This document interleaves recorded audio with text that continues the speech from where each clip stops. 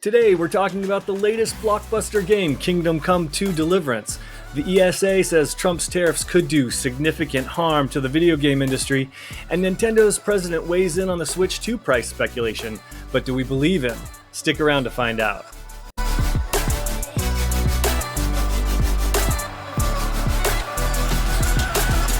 Welcome, friends, to this week's episode of Good Playing With You, the weekly game podcast. I'm Dan Whitehill, and as always, I'm joined by my magnanimous mob of Matts, Matt Lord. Hey, how's it going? And Matt Molding. Hey now. And this week, we're joined by a special guest, Andrew Kimball. Hello.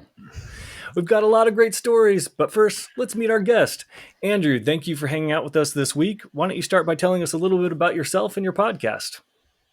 Sure thing. My name is Andrew Kimball. I've been gaming pretty much as far back as I can remember. And I decided to take that passion with a group of friends and start podcasting. I hosted a show called Level Playing Field. We did 100 episodes of that. That was kind of where I cut my teeth. And then once we sunsetted that show, one of my co-hosts from that project moved along with me to our current project, which is called Your Friendly Neighborhood Gamers, where we talk about video games from the perspective of the average gamer. That's kind of our goal with that show. Talk about it so that whether or not you're, just no-scoping noobs in Call of Duty, or if you play games on a phone, like we think you're a gamer, we hope you get value from our show. We also have a YouTube channel where we do reviews and retrospectives, recommendations, rankings, and a bunch of stuff like that. YouTube is definitely a newer frontier for us, so we're still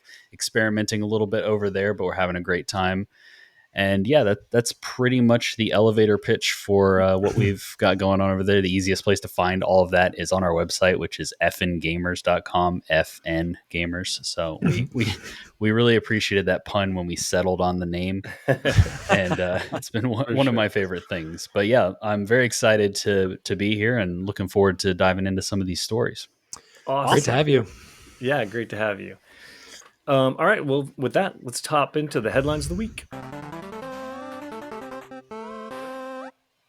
First up, we got to talk about Kingdom Come Deliverance II. This is the latest blockbuster. Is it the underdog story of CD Projekt Red? Is it overhyped? We're going to have to dig in and discuss. Molding, you had our first story. Yeah, so this was everywhere, but I'm pulling it specifically from PC Gamer and Andy Chalk. So Kingdom Come Deliverance 2 sells more than 1 million copies in just one day. Lest there be any doubt, the medieval RPG Kingdom Come Deliverance 2 is a hit, selling more than 1 million copies in its first day of release. Over 1 million of you have stepped into our world, developer Warhorse Studios posted on X. We're beyond grateful for your support. Thank you for making Kingdom Come Deliverance 2 a triumph. By way of comparison, the original Kingdom Come Deliverance took 10 days to break 1 million copies sold, which in itself is quite good. Reflecting its sales success, Kingdom Come is also seeing some enviable player numbers on Steam. As of this morning, there were nearly 180,000 people playing, good enough to put it amongst the top 5 on the Steam charts and the top 100 most played Steam games of all time. Now, before I get into what the critics are playing, what the critics and players are saying in our review roundup, what are your thoughts on the game so far? Are you guys thinking about getting your hands on it? Well, I am. I'm trying to, because I went to Best Buy and Kingdom Come Deliverance 2 is not available there. It's getting roasted on the app in the reviews because nobody even got their pre-orders. That seems to be something that's happening a lot lately. And GameStop also doesn't have it available. I mean, I'm just getting like a flashback of Space Marine 2 and not being able to get a physical copy anywhere. And you guys know I'm just like a stickler for physical media. So this is just like, I just want to play the game around its release. I don't want to have to wait like 2 weeks for shipping or yada yada. It's getting exhausting. Are you guys like anyone else trying to find the physical media like I am out here, or am I just the only one at this point? I'm happy with Ye- digital, but I'm holding off know. on it. Before I say anything, though, Andrew, what are your thoughts? Yeah. I'm not opposed to physical media, and for a long time, I would definitely go into GameStop and browse, kind of like they always had the buy two get one free or whatever kind of sales. But lately, similar to what you're saying, it does seem like digital, just the convenience of it is far surpassed. And you mentioned Best Buy, and I remember the last time I went into Best Buy to try to get a game or a CD or anything like that, and it's like there's just nothing in Best Buy anymore. Physical Agreed. media, Inventory is just done. yeah, So it's crazy. I think they're definitely I think there's a conspiracy going on where they're trying to make it tough to get the physical copies. So you just ultimately buy, right now I'm like, okay, I'm just going to get it on PC at this point because I don't want to So wait. do you think it's conspiracy, or do you think not many people are buying it physically? So the distributors are putting it out on There's physical? some sort of demand because it's sold out. Otherwise, it's just not available or it's sold out. To be fair, I don't know that this game was on a lot of people's radars until right up at the end. It kind of popped out of nowhere, and it came at a perfect time because, to be honest with you, there's not shit to play out there right now. In fact, we've got to cool our heels for 2 more weeks before Avowed comes out, and that's the one I'm interested in. I think you guys got to give up and get with the digital times, gentlemen, because yes, it sucks, and it is nice to have physical media because for mementos or for trading it in purposes and making some money. But I don't mind digital media because when I'm done with the game, I'm done with the game. I'm probably never going to play it again. But the thing that keeps me from picking this game up day one is I'm definitely curious. I played the first one on Game Pass. And I'm going to tell you, it was a little too janky for me. And I heard this one does soften some of the edges, but that combat. Have you guys seen the combat? This whole Blair Witch symbol cross it does in the middle, and it's like for honor. You love that? I like the combat. I just got done playing the first game a ton, and man, that game totally was great. I thought the story was cool. Very simple story in this grand world. I just loved it. And then the combat, I thought there was enough there to keep me engaged. I thought it was challenging enough. Andrew, did you play the first one? I did. I put about probably 5 to 10 hours in the first one, way after its release. My brother actually got super into it and has been evangelizing it. And so it was on sale super cheap on Xbox, and which, to go back to the physical versus digital thing, I'm not opposed to buying digital. In fact, I've leaned more that way recently because it is just 100%. So ridiculously physical is just hard to find at this point. Although you do hear those stories of people who are like, I pre-ordered this from Amazon and it came a day early, and you're like, well, I hate you now, but that's the dream. Exactly. But the combat definitely in the first one was janky. I heard as you play through that game, the further you get, it gets better, it gets easier, as you get more acclimated to the game, and also just you get more abilities and stuff as games go, you get more powerful. But I kind of fell off of it. Kingdom Come 2 is definitely one I have my eye on, and it seems really cool, but it's definitely one that I want to wait for a sale or to see if it comes to a Game Pass or something like that. It's one that looks really good, and I'm glad that they've seen so much success. They really seem like a studio that deserves it. They're very passionate, and you can tell they put their heart and soul into this, whereas agreed, we're getting a lot of games that don't do that these days. And so exactly. And so it's nice to see a studio like this get kind of the success and recognition that I think they deserve. Agreed. I was trying to be a thief for the very beginning of it, and I could not figure out how to pick the lock, if I remember correctly, and was just having a really hard time with it. So I'm like, fuck this. If I can't be a thief, I'm not going to play this game. And then I quit. The lock picking patience. I don't have patience. Yeah. No, it's a slower one. Slow burn. So Malding, let's solidify our, are we going to want to pick this thing up? What is everyone saying about this bad boy? I'm picking it up on sale. On sale. Yeah. And then, so what are So here are what the critics have been thinking about the game so far. OpenCritic has the game holding at an 89 after 95 critic reviews. Metacritic is at an 88 after 53 reviews, but they also have a user score up with a 9 out of 10, following nearly 700 user reviews and giving it the universal acclaim status.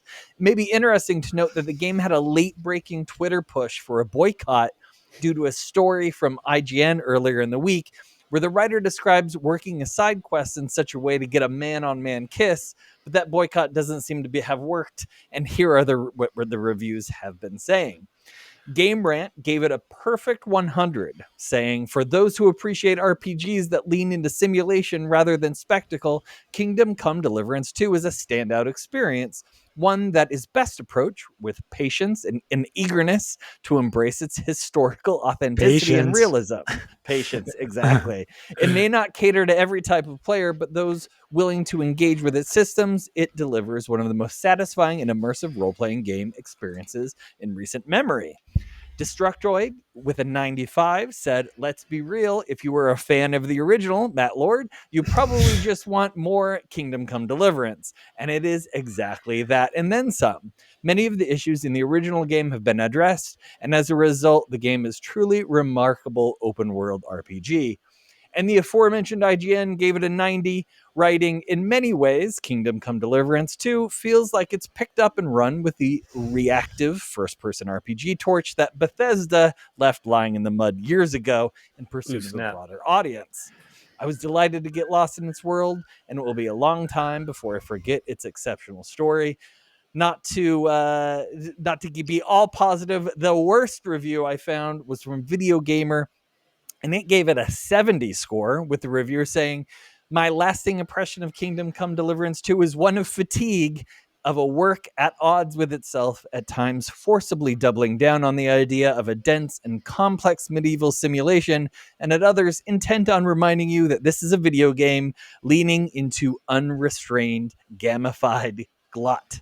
So that was not a good review. But other than that, it pretty much got universal acclaim so far. Yeah, shout out to IGN for remembering that numbers other than 7 exist. Yeah, I was going to say. That was the biggest shocker. Holy 90. All right. Yeah, they love to ride that fence.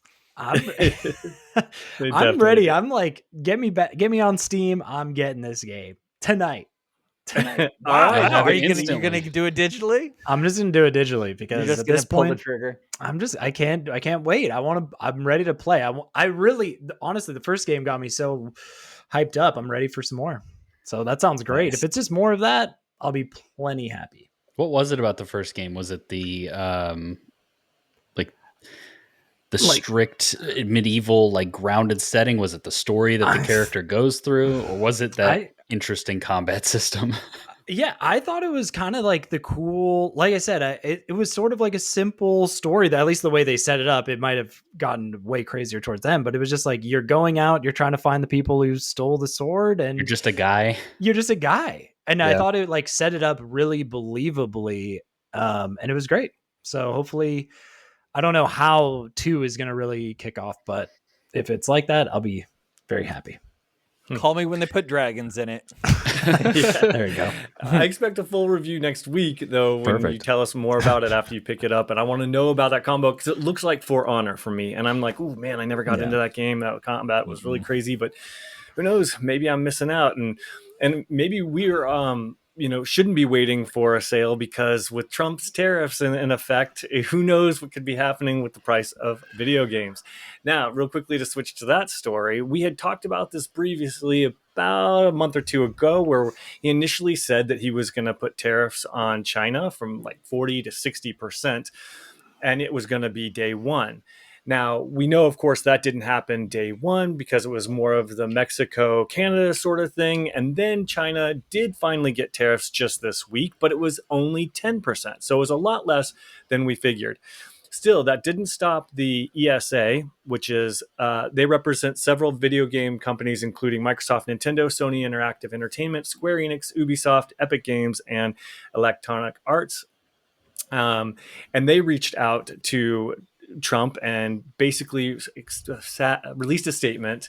And this was by Eric Van Allen at IGN. He writes, Trump's tariffs on video games would cause, quote, significant harm to everyday Americans, ESA warns. As U.S. President Donald Trump's controversial import tariffs take effect, the Entertainment Software Association, ESA, has urged the administration to consult with the private sector to avoid harm to the video game industry. In an updated statement issued to IGN, the ESA called on the Trump administration to speak with the private sector, quote, to find ways to sustain the economic growth supported by our sector. Video games, they said, are one of the most popular and beloved forms of entertainment for Americans of all ages. True story. Tariffs The on most, games- probably. yeah. Tariffs on video games and devices are related products would negatively impact hundreds of millions of Americans and would harm the industry's significant contributions to the U.S. economy. We look forward to working with the administration and Congress to find ways to sustain the growth supported by our sector. Now, it is before we jump into this, because I do want to know where you guys think this is going to go. Initially, we thought it was going to be 40%. We thought it was going to be huge, but at 10%, what's going to happen here? That's what I want to know. And also, it's worth noting that in 2019, Trump also tried to do tariffs on China, and they were able to make a deal with it was Apple and the iPhone during Christmas that really pushed it through, but they were able to get like an entertainment, like electronic sort of device deal with Trump where they didn't have tariffs at all in 2019. So will the same thing happen here? Will Trump stick with his 10%? What's that going to do to the price of our video games? Andrew, why don't we start with you? I mean, when we get into government, I worked in government for a little while, and things move very slow. Things take a while to actually pan out and become like officially solidified. So like there's a lot of talk around the tariffs and what that means for various, like for us, it means, what does that mean for the cost of video games? Because that's what we're talking about. Definitely going to wait until the dust settles on this. I very much think that Trump is using this as, as a tactic, and ultimately, like you've already said, the 40 has dropped to 10, so we don't know how things are going to continue to change. But I also think this is only one of many things at work in the industry that are going to affect the cost of video games. There have been stories about like Grand Theft Auto trying to push the cost to, or potentially $100 for the game. And so like there's so many different things coming from different angles about the cost of video games. So it's definitely something to keep an eye on, because it's interesting when it comes from outside of the industry and it's affected by the government. We don't really see that too often. So it's definitely something that I'm keeping an eye on, but it's also something that I'm not going to freak out about yet. I'm going to wait and kind of see where the dust settles. For sure. Lord Molding, either one of you, any thoughts? Yeah, I mean, I think it's really difficult to prognosticate anything with the current administration because things do seem to change on a dime, and who knows if lawsuits are made on various things. Like, we just don't know how it's going to pan out until we actually see that price come through. So you know what, it's really too early to tell, and that's not a fun answer, but it really is. We just won't know what it's going to be, and then Trump has a tendency to just change his mind and turn and claim victory on things that maybe victory didn't necessarily happen, and so that could happen too. So we don't know. Lord? At the same time, I'm not really sweating this 10%. Like 10%, I heard 60 initially, and that was like, okay, we're going to have a problem because I like buying these Ambernick Chinese devices that are coming directly from China. And I am like, oh man, I better get my hands on like a few of those because these are about to be like $400. You're single-handedly keeping lots of kids employed. Lord. Exactly. And I'm over here like, oh my God, up 60%. So like 10%, that I think we can manage. And to be honest, I think if they're already putting out this type of, information now, they're saying it seems like they're going to be in some sort of negotiation. So I think it's going to be a 2019 situation all over again where they come to an agreement. Yeah, I think so.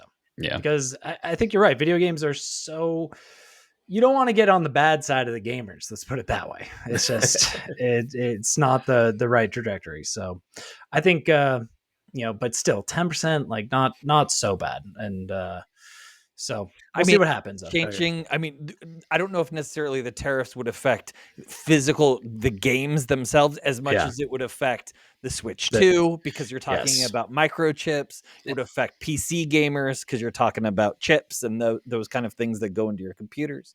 Yeah. So I don't know necessarily if it affects game price, but if I go for a $70 game and all of a sudden it's $77, like, that's not necessarily going to stop me from buying it, but it won't make me happy.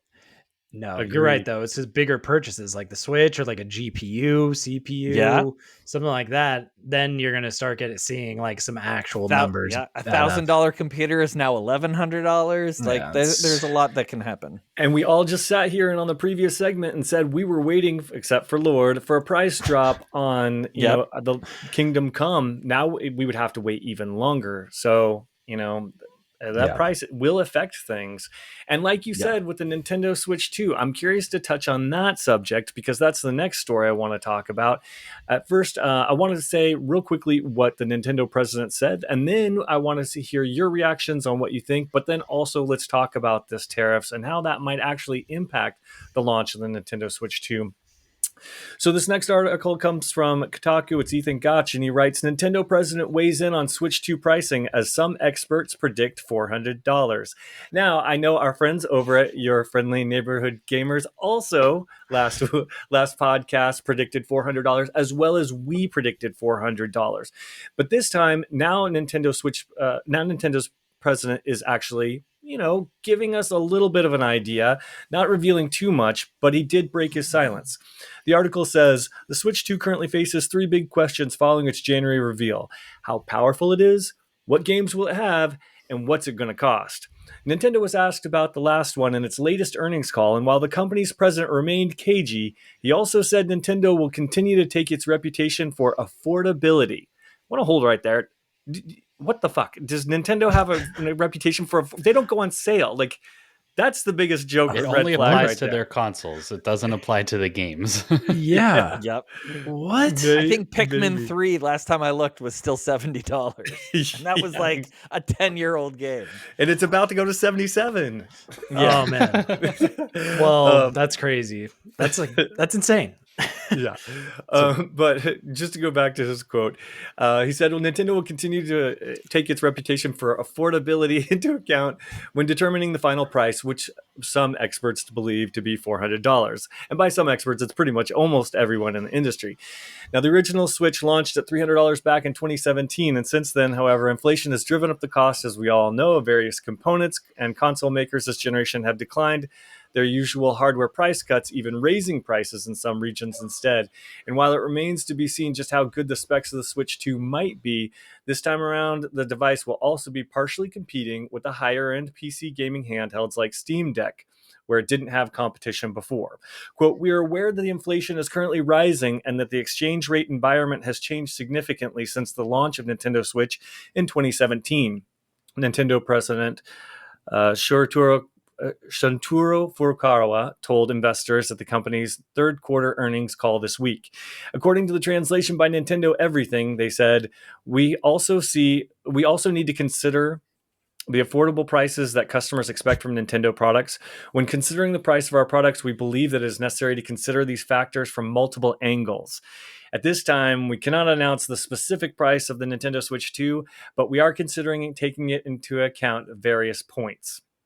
So, and then the rest of the article, they essentially say, oh, this analyst says 400, this person says 400.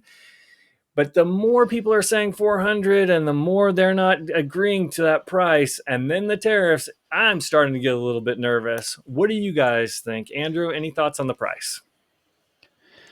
Or this quote, or what he's saying? Any of this?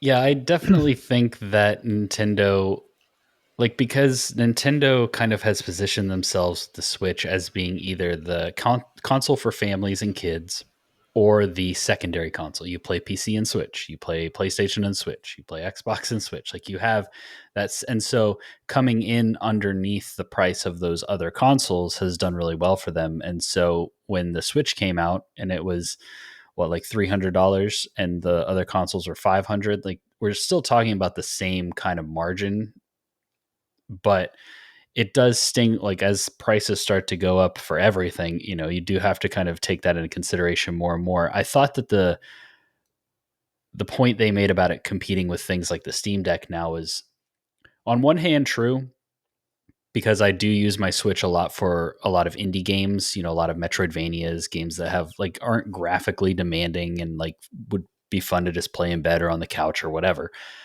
And so you can also do that on the Steam Deck. But on the other hand, the real reason that most people are buying the Switch, the biggest boom for the Switch was Animal Crossing during COVID. Nobody's competing with that. Nobody else has Zelda. Nobody else has Mario Kart. Nobody else has their games. And that's why people are going to buy the Switch. And initially, whatever price they come out with, unless it's absolutely absurd, the Nintendo fanboys are going to go for it. And then the like kind of people who want to be on the cutting edge of tech and have like the nicest piece of equipment that play Nintendo games are going to go for early adopters, essentially. Yeah. And then I'll be there in line with them. I'll be right there with you. Yeah. And then as the life cycle goes on, then we'll start to see probably different SKUs and different versions of the Switch, like the OLED versus the original, like the Switch Lite versus the regular Switch. And there will be more options for the casual market. That is really where Nintendo sees probably the majority of their profit coming from this console. Like the early adopters and the Nintendo hardcore is definitely a substantial market, but the family market and the more casuals and the people who just want to play Mario Party and Mario Kart with their family, like they're gonna have an option for them, but it may not be within that first couple of years where like us hardcores are like 400, man, that's more expensive than last time, but here you can have it. Yeah. Well, we know that they're going to have a ceiling because there's no way that they can charge the same amount as one of the current gen consoles. Yeah, it's not going to cost what a PS5 costs. There's no way. They can't be like, here, give us $600 for this, and it looks like, and it can only run like PS4 games. Yeah, exactly. So what is that? Is that the Xbox Series S? Is that probably the lowest price console right now? I would assume. I think so that's $450. I don't know. Unfortunately, I didn't. I think it's like 280 or something. Oh, really? I think it was closer to like $350 when it was new. But I think Digital Foundry did some speculation that like the Switch 2 should theoretically be on par with being able to run like late gen PS4 and Xbox One games. So that is probably about the Series S kind of, but the Series S has been an issue for how many games at this point? I have a huge problem with the Series S. I love my Series S. so maybe I'm wrong and they can surpass that ceiling, but there is going to be a threshold that they can't hit because a mom who's trying to buy eggs right now for $9 a dozen is not going to see spending $400 on a Switch for their kid being a very good, a smart purchase. So they are going to have to deal with the economic condition of the world and especially the US when they do these prices. I think 400 is what we all agree to, and I still think that's probably the most likely version, but I wouldn't be surprised if they go 450 for it. That's because exactly of 450 tariffs. is where it's going to go. They'll say tariffs, maybe they'll say just the price of chips. They'll say inflation. They'll say all these things and maybe squeeze another 50 out of it. We talked about it already. Like, what other company besides Nintendo could eat the cost of a console better because they never sell their games at a discount? So like 450 for some reason mentally sounds way worse than 400. I could definitely see them sticking to that number and just saying, you know what, we're going to sell Metroid Prime 4 for $60-$70 for its entire life. So we can eat the cost of this console a little bit. Yeah, exactly. I know, and they're definitely not going to be eager to make the same mistake they made with the Wii U. So, and this thing looks like, just following in the footsteps of the Switch. So it's like the same way the Wii and the Wii U were, but the way that it's positioned, it's got the nice bezeling, it's bigger, it's black. I think it's kind of pushing more towards the adults out there. I think 450 is not out of the question, unfortunately, because I think you go as like an a-hole MBA It's going to look at, what the market's willing to pay, and then they're going to add money onto that. And the reason being is because you're dealing with a product that has a scarcity. And if Nintendo sits there and says, hey, we've been hit with tariffs, we are going to increase the price, that might not be true, because we know that they've got manufacturing facilities in Vietnam that they could just ship that product over here that would not be affected by this price. So there are loopholes. I think there are ways around it. I think they're going to take advantage of it. And I think 450, unfortunately, is where we're headed. Lord, you haven't waited. Yeah, no, listen. Wario 64 basically confirmed that we should be expecting little mice Joy-Cons. And so guess what, boys? $500. I'm telling you, this thing's 500. We got mice. $499.99. No, $499.99 is really my final answer, and that to me is a little steep. Even $450 is a little much. Oh yeah, I agree. We better get a nice, sweet ass pack in if it's going to go 500. That's what I'm saying.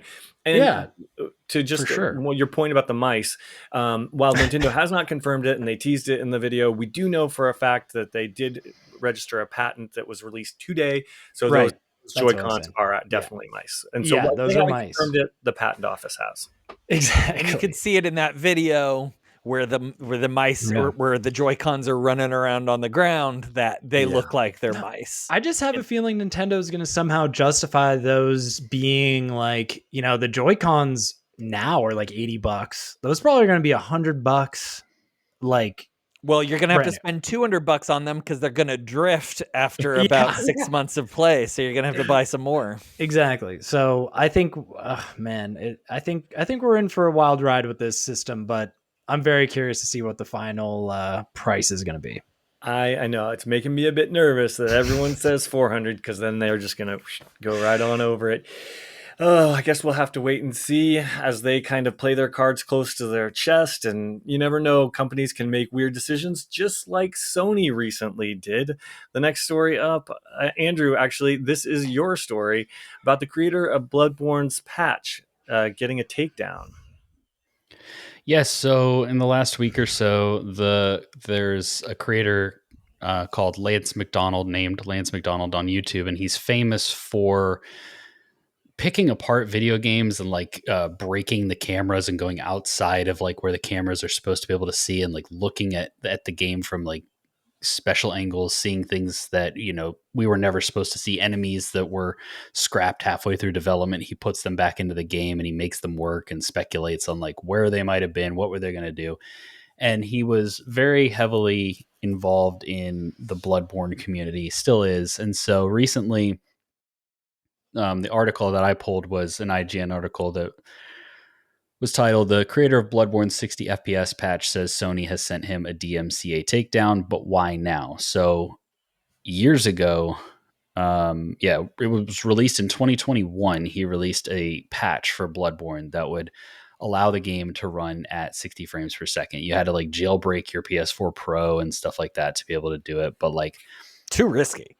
I mean, the people that were doing this were diehard Bloodborne speedrunners and stuff like that. So it wasn't too many people that were just casual game players like us. But the Bloodborne and Souls community is they're diehard. They're tight, yeah, for sure. And I'm right in the middle of it.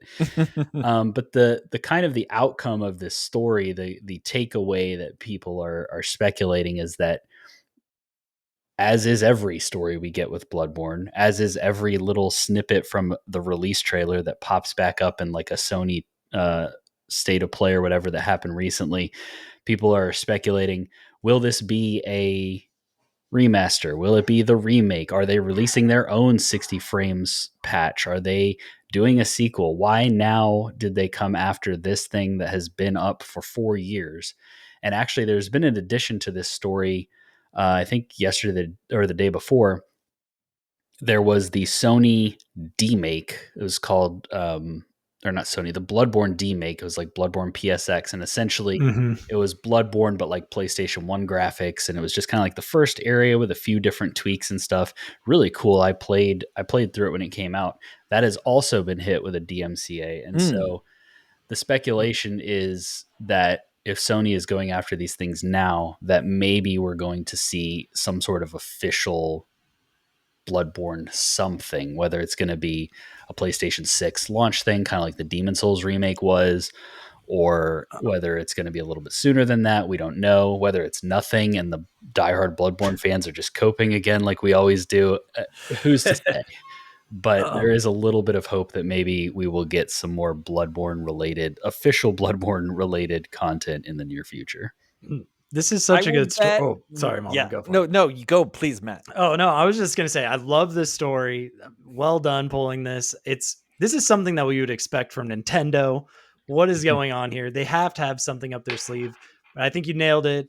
I think we're getting a remake, but it's going to be a title that will either come like launch like Demon Souls was with PS5, but with PS6. And I think that will be the big draw. You're trying Yes. to tell me that Sony is going to remaster a game? I've never heard of that. Like, Hey, that was a full-on remake. It was a full-on remake. Yeah. Don't get Yeah. it twisted. Okay. Demon Souls was great. Demon Souls was No, fantastic. Remakes and remasters have been their PS5 playbook, and unfortunately, they're not making any new games. All they're doing is remakes and remasters, so I totally agree. They did just cancel whatever Blue Point live service garbage that Blue Point was supposed to be working on, and now Blue Point is free to do another remake. And they did the Demon Souls think remake. that Oh, good. they're More remakes. 100% this is because they're doing a remaster or a remake of, and I don't think it's going to be a remake. I think it's going to be a remaster of it, and I think it's going to come in the next 2 years. I don't think it's going to wait until the new system the next gen system. They're going to put it out either. soon. I will take either at this point. They've already scrapped the PS5 molding. Wait, You there's think no so? more hope for this thing. No, they're moving. There's They're at moving least right 3 along, more dude. years in this life cycle. But they don't right? even have I to think they try got with it. Xbox putting all their games on the PlayStation. Yeah. Like, you don't have to buy it. Like, Xbox is making the games for Right. them at this point. All their new games are now Xbox games. Yeah, true. Like, yeah, PlayStation will eat. They'll eat the Xbox lunch. For sure. Gosh. But I think there are rumors that there is a state of play coming up later on this month, early next month. So maybe it could be, that the timing could be right. And I think this is the one game that people really want a remaster for. I didn't see anyone clamoring for a remaster of, The Last of Us 1. Oh, yeah, no. But this is something that people really You mean a have been second wanting remaster? for a long time. Yeah. Yeah, a second Yes, remaster. a re-re. A A re-re. remaster. Yeah. Yeah. So I think I don't think that they could ignore this because it's money that's sitting out there that this game will be purchased again. So they can't leave it on the table. There was an interview with, I think Shuhei Yoshida. I think Kind of Funny did the interview, and they asked about Bloodborne because it's like top of people's minds on PlayStation as far as like an exclusive IP that you've done nothing with. And I think it has to be probably a remake or remaster of the existing game, because the answer that they got from him was kind of along the lines of, we can't do anything more with this because technically From Software and, they would have to be involved and have to want to create, like if they were going to do a sequel, for example, like that would have to be Miyazaki because it's still his baby. And so he's kind of moved on and he's doing like Elden Ring and some of these other things. And so eventually if he decides to come back to Bloodborne, then I'm sure Sony would be like, yes, please do it. At this point, like the rabid fan base will just devour this thing. We could charge $100 for it. But yeah, 107. But with that being the case, and kind of that was the information that came out of that interview, it definitely kind of solidifies it. I think whatever this is, if we get anything official, will be along the lines of like a remaster remake. Yeah. It's what would sell the PS6 is what I'm thinking. Like that's a no-brainer move for me. But we just have to wait. If they're going to do it for a PS6, this is my wild conspiracy theory. Is it actually is going to be, they're going to do the Elden Ring version of a Bloodborne. That's what they're going to do. That's my conspiracy theory. And that will be for the new generation. Interesting. That would actually be sick. That could be cool. What do you think, Andrew? No? There's a Bloodborne mod for Elden Ring that I want to try. I don't know if it's like ready yet, but I've seen stuff about it. I don't know that they would do. I mean, it depends on who they put on this project. Because if it's Bluepoint, it's just going to be like the best looking, best feeling version of Bloodborne, but it's going to be the exact same gameplay with like a few tweaks. Because that's what Demon Souls was. Now, if they put some other studio on it and they tell them like, let's expand on this. But I also don't know, because Bluepoint with Demon Souls worked pretty closely, I think, with From Software. And I think From Software is pretty protective of their IP. So if they say, don't you dare make this an open world game, like then like the Sony studio they put on it is not going to be able to do that. And I have a feeling it would definitely have to. From Soft would definitely have to be involved in any sort of thing. I think they would also have to do both. If they were going to do something like that molding, maybe they do the remaster and then they do like some open world spin-off. Like a remix. Yeah. Like there has to be a classic version. Yes. Yes, I agree. Yeah, I can see that. So, well, it would definitely be a nice surprise for gamers. And speaking of surprises for gamers, Helldivers, that certainly had one this week. Lord, you had this story. Yeah, so interesting. I love going back to the old Helldivers pool. That well never dries. You love diving in. I know. So this one comes from Kotaku's Ethan Gatch. Welcome back, Ethan. Oh, I think is he the only writer at Kotaku now? Dude, seriously, this guy like does the most writing of all time. I mean, we're talking about Kotaku, so this is sort of the title here. So Helldivers 2 is giving Minecraft vibes after fans start digging with mysterious shovels. Tuesday's update, which was a few days ago, February 3rd. Yes. So Tuesday's update rebalanced some of Helldiver 2's weapons, allowing players to throw stratagems while in jeeps, and made it so we can now sprint while carrying barrels and SEAF artillery rounds. But overall, the patch notes didn't contain anything big or out of the ordinary. When players loaded Helldivers 2 up post-update, however, they started to discover these shovels during their latest Galactic War expeditions. The melee weapons weren't just for smashing robots in the face either. They can dig up dirt from the ground and reveal hidden caches of resources below. Of course, shovels haven't completely come out of nowhere. Players have been requesting them since the game came out, and they laid out exactly how they should work, which seems to be pretty similar to how they've currently been implemented. So, we got shovels in Helldivers 2 now. Like Dan, I know you and I, we've played the Helldivers. Like, is this the type of content you've been waiting for? Is this what makes Dan return to the game? No, I'm like, what the hell on this one? I get murdered all the time in that game. I mean, that's kind of like what happens, but I can only imagine feeling like an a-hole while you're digging a hole and then getting murdered. Like look, there are enough rocks so that I can just run around rocks a lot of the time in the game and that sort of stuff. I don't need to be in there, and I'm probably going to get sniped if I'm in there anyway. This had me a little bit sus. I don't know how fast you're able to dig these holes. Yeah. I'm curious. I might check it out this weekend. Have you tried it, and what are your thoughts? I haven't tried it. I saw like a video they had on there. You just kind of like dig a hole, you can find some stuff. Like apparently you can use the hole as sort of like a trench. Andrew, have you played much Helldivers in your time? I was pretty big into Helldivers for the first like month or so after it came out. That was us. Actually, the group of people that I'm like currently playing Marvel Rivals with, we were playing Helldivers at the time. So I enjoy it. I never would have really, like when I was running around killing bugs and robots, I wasn't thinking, it'd make this better? Digging. Right. Yeah. This was left field for me. Yeah. Very left field. Imagine what we could do with a rake and a hoe. Like, oh my gosh, it would be so much more fun. What if we could build our own homestead? Yeah. So this just got me thinking though. So listen to this, gents. I can fix Helldivers right now. So here's what needs to be added to the game to make me want to play again. All right, tell us. Lay it on us. So here we go. So a stratagem that allows the player to throw down a massive energy shield that stops enemy advancement. It will fix the game's, I put this in it, fix the game's running sim problem. Okay, so imagine a stratagem you throw down. It's like I'm already in. Yeah. That makes just too much sense. It just makes too much sense. And then you can actually get away from the enemies and like either do, I don't know. That I feel like is a no-brainer. I guess now you can dig a hole. But like, I feel like you just get that big energy shield and you're set. I don't know, but I guess that's just too good of an idea, I suppose. Sorry, Arrowhead. But yeah, that's the story. That is awesome.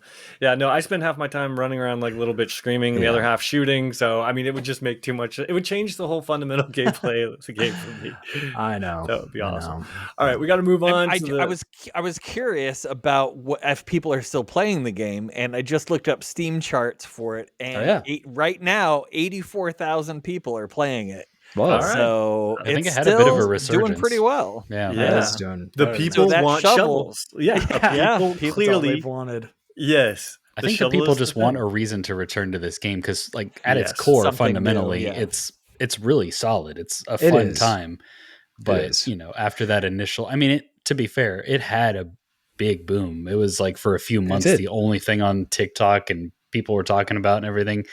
And so I think it overshot its expectations. But at this point in its life, like just giving people a reason to go back, I think is all they're looking for. I love it. I'm fishing I for that agree. reason.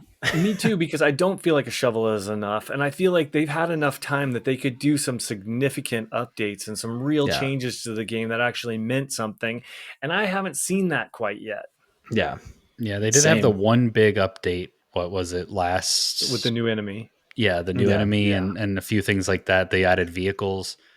But that wasn't enough for me to go back. I don't know if I will go back because it's one of those games where, like, unless my group that I was playing with wants to go back, like, it's nowhere near as fun by yourself. So no, you need a whole crew. Yeah, the whole crew has to be motivated to go back, and that's a pretty big ask when all you got is a games shovel. just keep coming out. Other games are trying to pull you away. All right. Well, moving on to things, let's talk about listener emails and topics of the week. If you want to suggest a topic, feel free to hit us up at goodplayingwithyou@gmail.com. This week, I believe, Molding, you had our first topic. Yeah, I think a couple of them, but because we were talking last week about some of our favorite boss fights, we mentioned a couple games that I hadn't played yet, and so I was curious, which super popular games have you guys never played and you are long overdue for? So right off the bat, last week, Dan talked a lot about his fight with Baldur in God of War, and it sounded really cool, and I have never played God of War, so I would be super interested to try that game out, and that was a game that people just absolutely loved. And then my second one is Super Mario Odyssey, which I'm currently looking at because I've borrowed it from Dan, and it's been sitting underneath my Switch for a good 9 months now. And I have not plugged that. How long ago? Come on, I man! know, a long time ago, and I have not played it yet. But I have Switch played. 2 is going to come out, and you still won't have played that. It's probably true. So people love that game, Super Mario Odyssey. Never. I don't think I played Super Mario Galaxy either. Okay, that's just come on. That's and then another one that Dan will be really upset about because it's one of, I think, his favorite game ever, The Last of Us 2. I still haven't tried. See, now you're just trying to still hurt haven't me. played. At this point, I think this is a weaponized question that you are. It was a weaponized specifically. question. You know my favorite games, and you've just basically. And I just want to be like, well, Dan, I haven't played those games, so they must not be that good. Well, you must not be interested in good games. Yeah, exactly. Some of those are criminal, Molding. Come on. Yeah. I know. I mean, I've been basically spoiled on The Last of Us 2. Like, I pretty much know what happens in that game. And then God of War 2 or God of War. Dan, as soon as Dan talked about you have to lead your son throughout the whole thing, I was like, I am not interested in that. Like a whole game where you just have to lead Gen Z kid. Yeah. Damn it, you don't need to play that one. I feel like you're good to skip. Don't worry. It's not when as I get bad to as mine, it sounds. Yeah. Oh, is it? Okay. All right. No, I know. I Yeah, just Dan like said the he was bag. kind of like a turret or something like that. Yeah, like you can actually utilize him. My recommendation would be play Last of Us 2 first so that you can be miserable. And then you play Mario Odyssey and then to like brighten it like up. remember what fun is, because that game is literally just like fun crammed into one experience. It's like fun the whole way through. And then you can fit God of War in wherever. Like that's just a solid experience no matter what. Those are that's great. Maybe I'll do that. I mean, it's going to have to be after all these games come out. Oh yeah. And then I just have a quick one because I was just like, what game do I have around? And then I looked up at my game shelf and I just have an unopened copy of Persona 5 sitting there. Ugh. It's just in the packaging and I'm just hoarding it. And I'm like, I haven't even played this game yet. I'm like, I really need to crack into this bad boy because I've heard nothing but amazing things about Persona 5. And I have no excuse because it's just sitting right here. And I'm just like, So I do love that game, but I would suggest lots of times you see 20, 30 years down the road, someone's like sells an unopened physical copy of a game for a lot of money. And that's a popular game. Honestly, I think I might hang on to it for a You little might while. just do a want to keep collectible. If it's unopened, it might end up being something.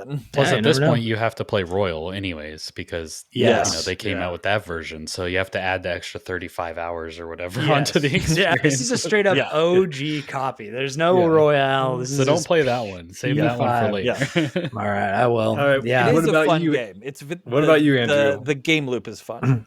What are your deep dark secrets of games that you haven't played? So I think this question is interesting because like there are definitely series out there that people hold up, like Resident Evil, and there's definitely a few others, but that one like definitely jumps to mind where it's like everybody talks about, this is like one of those pinnacle kind of gaming series. I have no desire to play that series, so like it's not I'm right there with you. it's not gonna really fall into this category. So for me, it's like I've heard really good things about the Dishonored series, like the games in the Dishonored franchise. I have played probably like the first mission in the first game and then kind of like fell off, never went back to it. And I think I need to give it like a fair shake. Another series that is talked about quite a bit that is actually still running is Ratchet and Clank. They had a game come out on the PS5 and it's like I love kind of 3D platformer style games like that, so it very much feels up my alley, but just haven't gotten around to it. I kind of joined the PlayStation ecosystem late, like PS4 was my first real PlayStation, so I kind of missed the boat on that one. And then in the same vein with that is Shadow of the Colossus, which is a game that like everybody talks about as being kind of this like fundamental experience for gamers, and I just have never played it. It's awesome. Yeah, it's same. It's another game we talked about last week, and I haven't played it as well. Great game, Andrew. Definitely pick that one up. It has a million remasters as well. So. Another Blue Point remaster, right? So, There you go. The controls don't really hold up though, so you're gonna have to go into it with some lower expectations. But yeah, it's definitely still decent. All right, now that I've made fun of you guys, you're welcome to kick me off the podcast because mine are bad and I deserve some shit. So first off, just to put it out there, I've never played, nor do I really have too much interest in Elden Ring. Yeah, that's crazy. Like Criminal. Yeah, that's one of those games where at this point, I don't know how you haven't even played. But it just looks so frustrating. Like, I don't want to get killed 50 times over. When I play video games, I want to relax. It's just like, oh God, this is going to be too much work and I don't want to work. Andrew, talk some sense into this, man. I mean, Elden Ring is my number. As like, so my soul's journey started with Bloodborne, as I was like, I really want to get into this game for its setting, and it's like the combat was really cool, but it was one of those games that just kicks your ass up and down like early on, and you have to learn the language of souls. At this point, anybody who wants to get into Souls games, I think the Elden Ring is without a doubt the best place to start, because you 100%. you have the flexibility to like leave a boss and go explore and power up, find new weapons, change your build, whatever, and then try that boss again. Whereas in most Souls games, you just have to get good at that boss. And so, and Elden Ring also, it has kind of that similar exploration DNA as like a Breath of the Wild, where you can just spend an entire play session, like an entire Saturday afternoon, just kind of wandering around. You find a cave, you go see what's in there, you find like a little castle, you explore through there and see what that gives you. And like you're getting little dopamine hits and little rewards the whole time through. And then eventually you decide, well, maybe I'll go back and try that boss again. And then you're just chunking its health in a way that you weren't before. And for people who have played Souls games, it was similar to people who had played a bunch of Zelda games. And then Breath of the Wild came out. I was like, this feels familiar, but so fresh. But for people who have never played Souls games, Like, it is hands down. I know so many people who picked this game up just because of the hype or whatever and had never played a Souls game and ended up beating it because they've done so much over the years to make it more accessible. This game makes multiplayer more accessible. It makes understanding just the mechanics and the systems and like what things do. Like, you try to boot up Dark Souls today and it's like, I don't even know what these stats are. I don't know what the weapon I'm holding does. I don't know how to get more powerful. I don't know where to go. Whereas Elden Ring is much more player friendly in that regard. For sure. Well, the problem is Dan is just not very good at games, so that's going to be the problem.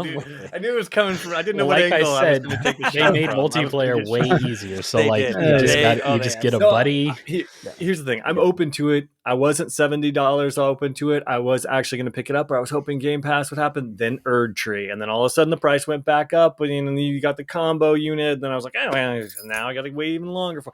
I will play it. I might or might not like it. And then eventually hold it against you guys, like I just hold Death Stranding against Lord, because I never got into that Does one. The fantasy setting speak to you at all? Like, do you like that kind of setting? It's fine. It's fine. Okay, because like for me, that's like a huge appeal. So like for me, it's like that would get me over that hump. But yeah, like if it's not that big of a draw for you, then it's like, meh. Yeah. And the other one I haven't played is Baldur's Gate 3. Sorry, Malding. Back to I know Malding. it's your favorite game ever. It's just right to my heart. It hurts. Well, I haven't either, Malding, so I'm kind of in the same boat as I'm not talking to either of you. But I can't wait to play it at some point. It'll be fun. You guys can play it together There if you you wanted to. Dan, Saturday. Yeah, Saturday after poker. Let's do it. That all right, moving on to the next question. We're a little tight on time, but we got to wrap this up. Malding, you had this topic for us. So, which video game or franchise, talking about remakes and Soulsborne game, and Bloodborne, which game or franchise deserves to be remade? And I have talked about this game. It's one of the very first games I've ever played. I played it back on the Commodore 64, and it's called Archon, and it is a chess game where the chess pieces are like various monsters or warriors, and then when you legitimately play chess and they fight over a spot, you go into this arena and you actually fight. And I think that sort of thing would be incredible to see in a current you gen sit here and say game. you have no patience, and then you're like, I want to play chess. I'm like, what? Chess takes the most patience. How can you sit there and say that? What are you talking about? Chess doesn't take patience. You just have to because know you have how to to sit play there it. and you have to think about 57 moves and 57 angles, and then after you figure out all your moves, you have to figure out your partner's moves. I want my like Medusa lady to attack like a warrior guy and in like a chess game. I think that's awesome. And then my second one is, it just got such short shrift when it came out, but I would love to see lots of resources put into a Titanfall game, because those games just did not get the love that they deserve. They are incredible games, way fun. So yeah, those are my two. Great stuff. Malding, love them. I just went with the simple Killzone. I just need some Killzone in my life. At this point, I feel like it would be perfect time to reintroduce that Wild series. Awesome first-person moments in that game. And I just thought it was such a good, strong single-player game. And I just want a good single-player FPS game. It's just like too much to ask for anymore. So that's my pick. May I introduce you to Doom? I have a bone to pick with Doom. Yeah. What about the Wolfenstein games? Have you played those? The Wolfenstein, back in the day, I played some Wolfenstein. Oh, there we go. Oh yeah. Wolfenstein. Though, for some reason, my head went back to like literally Duke Nukem era Wolfenstein, but like, yes, the new ones were actually really good. They're really, and you're right, really solid, very good. I did like those a lot. Not as good as Titanfall 2, but agreed. Mm-hmm. Yeah, what do you think, Andrew? So for me, my first thought went to Ocarina of Time. I would love to play, even if it's just that game in like the Breath of the Wild engine, like just to update the graphics and stuff. I would love to play a version of that game that is a little bit more modern. I also, speaking of Souls, was thinking like there's definitely a significant jump when you go back to the FromSoft Souls games from like Bloodborne forward. And so I'd love to see the Demon Souls kind of love and care put on Dark Souls 1 and 2. I don't know if we will ever get that, but those were my introductions to Souls games, both those when they first came out. And I loved Dark Souls 2. I thought that was a phenomenal game that I had a lot of fun playing. Yeah, I agree. Dark Souls 2 was actually the first kind of Dark Souls game that I actually got into and played all the way through. I went back on our show. We did a whole month on the Dark Souls series. So we did an episode each month covering each game. And so that was the first time I made myself finish the first Dark Souls. And I think that game would really benefit from a remake, is what I'm going to say. It's like, I think so too. Going back to it's a little bit rough. I also think that kind of applies to the Assassin's Creed games, like the original, the Ezio games, and even Assassin's Creed 3. Those are still playable now for sure, but like giving them a little TLC would go a long way. And then there's a bunch of remakes actually in development that I would have put on my list, but they're already happening. Like The Witcher 1, Max Payne, and Oblivion are all supposed to be getting remakes. Oh yeah, Oblivion. We talked about that a couple of weeks ago. Very I'm super excited for those. Yes. Yeah. Good stuff. Good picks. Nice. Definitely. For mine, of course, I got to shout out some of the ones that are obvious. I love Castlevania. We just talked about that one on the other show, so that's always going to be out there.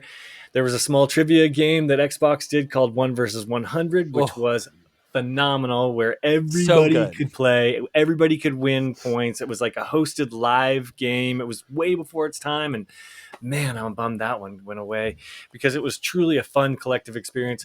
But when I initially read this question, my mind went to Prototype. I don't know if you guys played those games, but they were fantastic back in the day. Activision made 1 and 2, one right after the other, and it had everything. It had really good action, really good powers. And then I just kept remembering like the stealth element with like you would go to these bases and then you'd sneak up behind a guy when he wasn't looking, and then you could take his body and his form, and then you could walk into the base as him. And if that wasn't cool enough, they had these big hive towers and stuff that you could run up the side of the building way before Spider-Man did it. And you could, if you wanted to traverse into the world, you could like helicopters would come towards you, and you had this like big snake arm, and you'd like and you'd whip this helicopter, and then you'd fly up under it, and you pull the person out, and you toss them, and then they just fall and die, and then you jump in the helicopter and you just take off. And that was all I did. I would just take over people's bodies, run up buildings, jump in helicopters, throw people out, and fly across the world. That's all I did, and it was awesome. And it is such a bummer that those games just, I don't know what happened after 2. Yeah. Did you guys try them? I did. I just remember big snake arm. I remember jumping in those helicopters. But now that you're refreshing my memory, we also need a Mercenaries remake. I'm just gonna say that because that came out kind of around the same time. I liked Mercenaries a lot too. That was pretty sweet but you're right, Dan. The snake arms, great times. And I do remember that climbing up the walls, I felt like that was very Spider-Man, and you're right. The Spider-Man games, I feel like totally snaked the movement that was in that game. It just came first. Pioneer. No one had ever run up a building. Yeah, we'll have to pull some dates on that. Probably have to pull some dates on that. Yeah, don't quote me on that one. You talking about that makes me think of the did any of you guys ever play the Incredible Hulk Ultimate Destruction game back on like the PS2 GameCube era? Very similar. I haven't played Last of Us 2. Very similar loop of just like, I'm going to run through the city, I'm going to climb up the walls, I'm going to smash a helicopter, I'm going to jump across the map. Like, I had forgotten about that game, but I think it could also benefit from a remake. That sounds fun. Yeah, I remember seeing that cover like 1,000 times when I was in my GameStop days, but it looked pretty sweet. It's fantastic. They just need to bring back environmental destruction. That used to be a thing in games, and now, Rampage. Ooh, that would be a good reboot. A Rampage reboot. Starring Dwayne The Rock Johnson. No, I was going to say, as long as it's not like the movie, because Snooze Fiesta. Good choices, gentlemen. Good choices. Yeah, definitely. Thanks for joining us, Andrew. Yeah, thank you. It's been fun having you. Yeah, for sure. that pretty much wraps up everything we have for this week. So if you're watching on YouTube, please like and subscribe. If you're listening on a podcast, please tell like 25 friends. And on behalf of Matt Maulding, Matt Lord, myself, Dan Whitehill, and our guest, Andrew Kimball, from your friendly neighborhood gamers, thanks for joining us. And as always, good playing with you. Good playing with you. Good playing with you. Good playing with you.